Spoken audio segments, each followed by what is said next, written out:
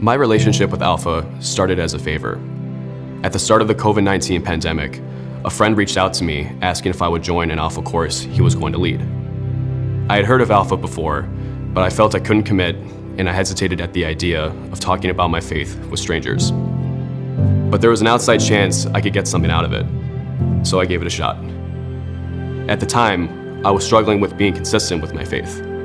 I knew there were things in my life that I needed to address, but I wasn't willing to and couldn't find the answers to the questions I was asking.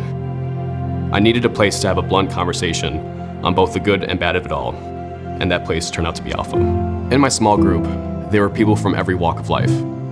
They were practicing Christians, people who had turned away from their faith, people who had just gone to a Christian school growing up, and people with no Christian background at all. At the beginning of the course, we were all reserved in sharing our thoughts. But as each week came and went, I noticed how all of us had similar burdens on our shoulders. Better yet, I watched each person show their strength through vulnerability. Towards the end of the course, the group was invited to pray out loud for each other. It wasn't a requirement, but it had come to the point where we all truly desired to pray for each person.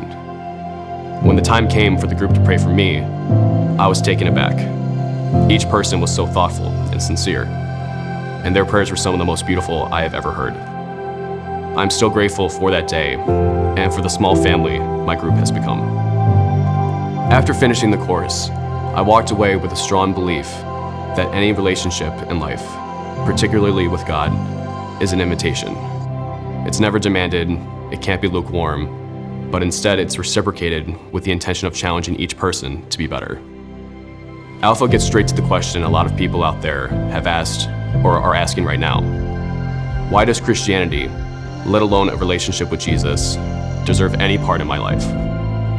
Alpha dissects each facet that goes into that question in a way that doesn't feel forced or confrontational. It encourages dialogue in a world that is divided on many fronts. When you hear someone say, "No one can love you more than Jesus," that's an incredible thing to hear. Alpha helped me renew my belief in that, and I would invite anyone to experience it for themselves.